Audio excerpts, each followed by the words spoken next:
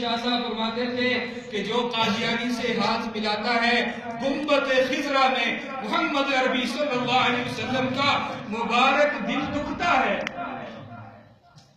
جب حکمران کی سپورٹ کریں اور جب ہمارے بڑے اور ہمارے دنیا کے اعتبار سے جن کو ہم بڑا کہہ رہے وہ ان کو تھپکیاں دے کر کے دعا کر کے ان کو بھیجیں۔ آپ مجھے بتائیں، امام مالک رحمہ اللہ نے فرمایا، ہارون رشید نے پوچھا کہ اگر کوئی دنیا میں حضور علیہ السلام کی گستاخی کرے تو مسلمانوں کو کیا کرنا چاہیے؟ فرمایا کہ بدلہ لینا چاہیے، یعنی سر قلم کر دینا۔ کہا اگر ایسا نہ ہو سکے تو کیا کریں؟ کافر مسلمانوں کو جینے کا حق نہیں ہے۔ یہ جوان بھی سمجھدار ہیں، آج کل کے بچے ماشاءاللہ یہ تو بہت زیادہ سمجھدار ہیں۔ موبائل کو دے دو ساری گیرنی کھول کے دکھا دیں گے، پاسورڈ بھی آپ کا خود لگا دیں۔ صرف ان کو ہم نے ٹریننگ نہیں دی، صرف ہم نے ان کو عقیدہ نہیں سکھایا۔ آج یہ سارا مجمع نیت کرے کہ ختم نبوت کے عقیدے کو سیکھیں گے بھی اور اس کی حفاظت کے لیے انشاءاللہ ہم تیار ہیں۔ یار اس کے لیے علامہ اقبال رحمۃ اللہ علیہ، قاضی علم دین شہید رحمۃ اللہ علیہ کا جنازہ نکلا ہے، علامہ اقبال کیا کرتے ہیں؟ اپنا کندھا اس جنازے کو لگا رہے ہیں، اور جب قبر کے قریب پہنچے دفنانے پڑھنے کے بعد جنازہ، اب دفنانے کی باری ہے، کیا کیا جائے؟ اب دفنانے کا انتظام ہو رہا ہے، علامہ اقبال جا کر قبر میں لیٹے۔ ارے یہ تو شہید ہے، ان کے لیے قبر بنائی گئی ہے، ارے یہ تو شہید ہے، ان کے لیے یہ ٹھکانہ ہے، تم یہاں پر کیوں لیٹے ہو؟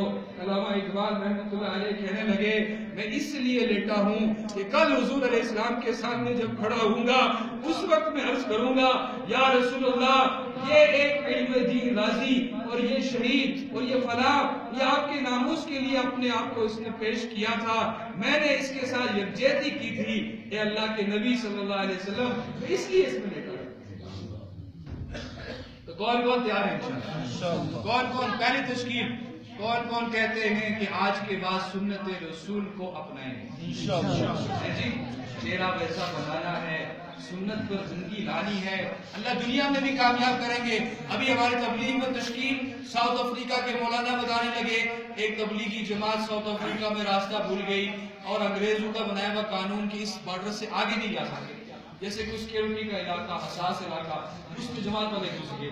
اب جماعت والے چلے گئے، اب وہاں کا فائن جو تھا پاکستانی ایک بندے کا 10,000 بنتا تھا جو جرمانہ تھا۔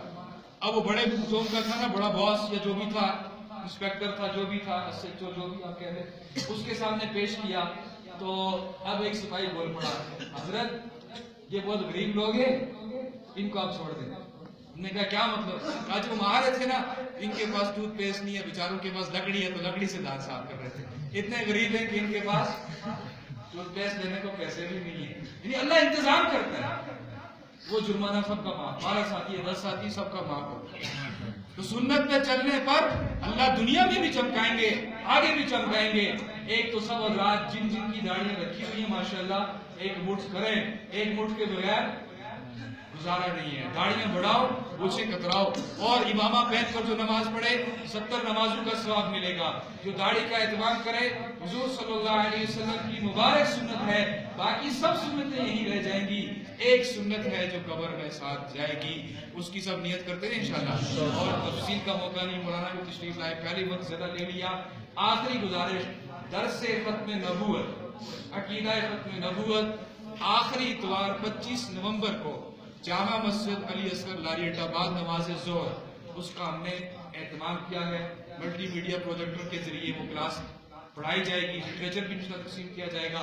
سب حضرات سے گزارش ہے، چاہے وہ صحافی ہیں، چاہے وہ وکلاء ہیں، چاہے وہ علماء ہیں، ہر طبقے کو ضرورت ہے اس عقیدے کی آگاہی، اس کو خود بھی حاصل کریں، سیکھنے کے بعد اپنے گھروں میں آ کے اپنی مستورات کو اس پر کھڑا کریں۔ اللہ رب العزت ہمیں اس کے لیے قبول فرمائے۔ انور شاہ کشمیری رحمۃ اللہ فرمانے لگے کہ حضور کے ناموس کے لیے 1 گھنٹہ جو دے دے، ختم نبوت کے عقیدے کے ناموس اور حفاظت کے لیے صرف پہرے دار بن کر 1 گھنٹہ دے دے کہ میں کل قیامت کے دن اس کی جنت کا ضامن۔ تو تیار ہیں اس کے لیے انشاءاللہ؟ اللہ قبول فرمائے انشاءاللہ۔ آگے انشاءاللہ مولانا بیان فرمائیں گے، اللہ جزائے خیر دے۔ سبحان ربک رب العزت عما یصفون وسلام علی المرسلین۔